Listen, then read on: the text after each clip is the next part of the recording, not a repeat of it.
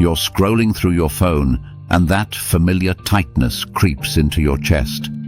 Your mind is racing with a to-do list a mile long, worries about the future, and of course, the perfect comeback to an awkward conversation you had yesterday.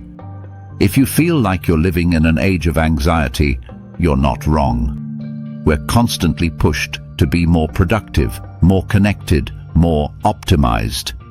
And it's leaving us feeling overwhelmed and exhausted.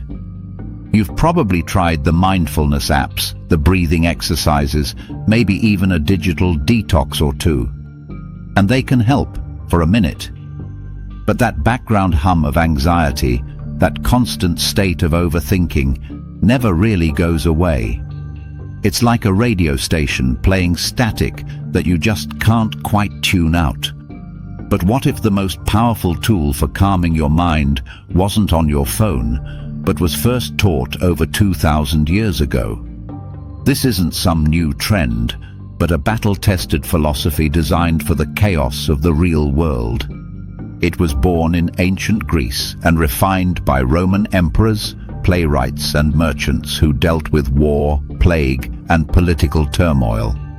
This is the ancient mind hack for modern anxiety, and today we're going to unpack its secrets. At the very heart of this ancient wisdom, known as Stoicism, is one incredibly powerful idea.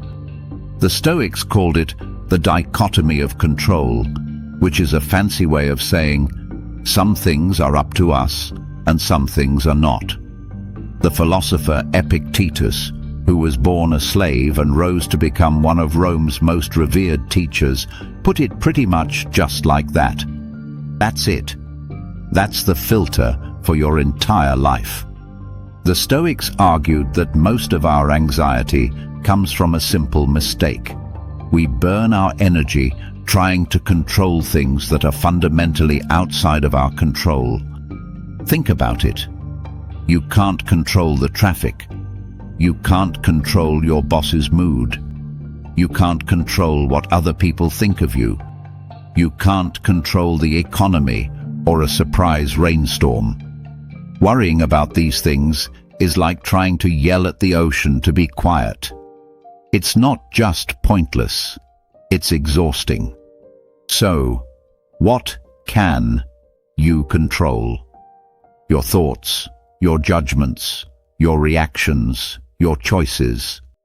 The Roman Emperor Marcus Aurelius, arguably the most powerful man on earth at the time, wrote in his private journal words to the effect of, "You have power over your mind, not outside events. Realize this, and you will find strength." He wasn't trying to bend the entire Roman Empire to his will. He was focused on mastering his own mind. This isn't about being passive or giving up. It's about being ruthlessly effective. It's about redirecting all that energy you waste on worrying and focusing it like a laser on what you can actually influence, how you choose to respond. So here's a practical exercise. The next time you feel that spike of anxiety, just pause and ask yourself, is this thing that's worrying me within my control or outside of it? Your flight is delayed. Outside your control. Fuming about it won't magically make the plane appear. But how you use that time, reading a book, catching up on emails, calling a friend, is completely within your control. Someone leaves a rude comment on your post. Their opinion is outside your control. But whether you get dragged into a pointless argument or just shrug and move on with your day, that is 100% your choice. This single shift in perspective is the master key to a profound sense of freedom. You stop being a victim of your circumstances and start becoming the architect of your own peace. All right, this next strategy is going to sound a little weird. To reduce anxiety, the Stoics would intentionally think about negative things. This practice is called premeditatio malorum, or the premeditation of evils. This isn't about being a pessimist, It's about being prepared. The philosopher Seneca, one of the wealthiest men in Rome, taught that unexpected troubles are the ones that hit the hardest. He wrote that when you've already considered a worst-case scenario, the blow is softened when it arrives. Anxiety loves a vacuum. It thrives on the unknown. We build up these terrifying scenarios in our heads, and as Seneca also famously noted, we often suffer more in our imagination than we ever do in reality. Negative visualization takes the fangs out of fear by dragging it into the light. You rehearse adversity in your mind so that if it happens, it doesn't have the power of shock and surprise. You've already been there. You've already thought about how you'd handle it. So, how do you do this without just making yourself miserable? Start small. Think about tomorrow. What could go wrong? You might spill coffee on your shirt. You might get stuck in a long meeting. You might miss a deadline. Now, for each one, visualize it happening. But then, and this is the important part, visualize yourself handling it with calm and reason. You'd change your shirt. You'd practice patience in the meeting. You'd communicate about the deadline and make a new plan. By doing this, you're not just bracing for the worst. You're building confidence in your ability to handle whatever comes your way. And here's the paradox. It also makes you deeply grateful when things don't go wrong. Your train is on time, and you feel a genuine spark of appreciation. Your project goes smoothly, and you recognize it as the gift it is. This practice strips away your fear of the future, and strangely enough, makes you appreciate the present a whole lot more. Overthinking is basically a form of mental time travel. We're either stuck in the past, replaying our mistakes, or lost in the future, rehearsing our anxieties. The Stoics understood that the only place you have any real power is right now. Marcus Aurelius wrote something like, "We live only in the present, in this one fleeting moment. The rest is either behind us and gone, or ahead of us and uncertain." He constantly reminded himself that the past and future are just thoughts, and they only have the power to hurt us if we let them. The only thing that's truly real is this moment. This doesn't mean you should ignore the past or never plan for the future. Of course, you should learn from your mistakes and plan your next steps, but you shouldn't live there. Your anxiety about next week's presentation doesn't actually exist. It only exists in your mind right now, and it's robbing you of the actual, tangible present.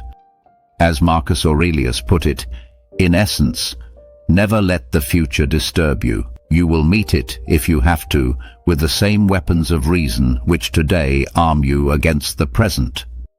So, how do you pull yourself back to the now? There's a fantastic modern grounding technique that fits perfectly with this Stoic idea. When you feel your mind spiraling, just stop. Name 5 things you can see. Name 4 things you can physically feel. The chair under you, the texture of your clothes. Name 3 things you can hear, 2 things you can smell, and 1 thing you can taste. This simple exercise yanks your mind out of the abstract world of worry and slams it back into the concrete reality of your senses. It's an anchor in the storm of overthinking. If these ideas are clicking with you, do me a favor and hit that like button. It's a huge help in getting this message to more people who might need it. And I've got a question for you. What's the one thing that reliably triggers your anxiety? Drop it in the comments below. Just sharing it is the first step to getting a handle on it. Life is filled with obstacles. It's a feature, not a bug. Projects get derailed, relationships end, plans go up in smoke. For most people, this is a source of stress and frustration. For a Stoic, it's something else entirely. It's fuel. There's a famous Stoic idea captured in a popular modern phrase from the writings of Marcus Aurelius. The impediment to action advances action. What stands in the way becomes the way. This might be the most transformative mindset shift in all of Stoic philosophy. It teaches you to see every obstacle not as a roadblock, but as a chance to practice virtue. When you're faced with a challenge, you get a choice. You can see it as a disaster, or you can see it as a chance to be brave, or patient, or resilient, or creative. Got a surprise project with a crazy deadline? Great. This is an opportunity to practice focus and grace under pressure. Dealing with a difficult person? Perfect. This is your training ground for patience and understanding. Failed at something you cared about? Excellent. Now you have a chance to practice resilience, learn from what happened, and show some humility. The Stoics believed that difficulties don't break us, they make us. Seneca even said that a person who has never faced adversity is a pitiful creature because they've never been allowed to prove themselves. Try this.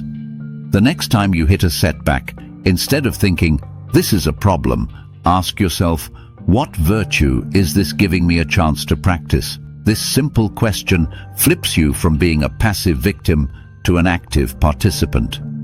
The obstacle doesn't just block your path, it is the path.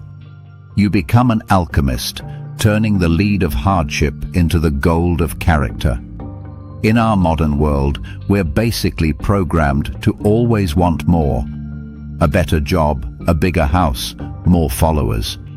This non-stop hunger is a direct pipeline to anxiety because it's entirely focused on what we don't have. The Stoic antidote is powerful: gratitude and acceptance. And this isn't a fluffy, feel-good idea. It's a tough, clear-eyed acceptance of reality. It starts with appreciating what you have right now. As Epictetus said, a wise person doesn't grieve for what they don't have, but rejoices in what they do. The Stoics took this even further with a practice called memento mori, which translates to remember you must die. I know it sounds morbid, but stick with me. It's actually a tool for creating perspective and urgency. By reminding yourself that your time here is finite, you stop taking it for granted. It makes you appreciate the incredible privilege of just being alive. In the words of Marcus Aurelius, you could leave life right now. Let that determine what you do and say and think. That thought cuts through the noise. Suddenly, petty arguments, small annoyances, and worrying about what other people think seem completely insignificant. Remembering that everything is temporary, your stuff, your relationships, your life itself, breeds a deep sense of gratitude. You don't cling to things so tightly. You appreciate them more while they're here. You hug your loved ones a little closer. You savor a beautiful sunset. It reminds you to live fully, because this moment is the only one you're guaranteed. A practical way to use this is to start your day with a simple reflection. Paraphrasing Marcus Aurelius, when you wake up in the morning, think of what a privilege it is to be alive, to think, to enjoy, to love. Before you even look at your phone, just take a second to be grateful for another day. It primes your mind for peace and puts the day's inevitable anxieties into their proper, much smaller place. The wisdom of the Stoics isn't about suppressing your emotions or becoming a robot. It's about building a mindset of resilience, calm, and inner strength, no matter what life throws at you. It all boils down to these core principles. Focus on what you can control. Prepare for difficulty to rob it of its sting. Anchor yourself in the present moment. See every obstacle as an opportunity. And be grateful for what you have, because none of it is permanent. This isn't a quick fix. It's a lifelong practice, a training of the mind. But it's a playbook that has resonated with humanity for over 2,000 years, from some of history's most powerful figures to ordinary people just trying to live a good life. And it can work for you too. You don't have to master it all at once. Just start with one thing. The next time anxiety bubbles up, ask that simple question. Is this in my control? Start there. That's the first step on the path to an unshakable mind. Thank you for watching. If you found value in this, please consider subscribing for more ancient wisdom for modern problems. Start small, stay consistent, and you will find your strength.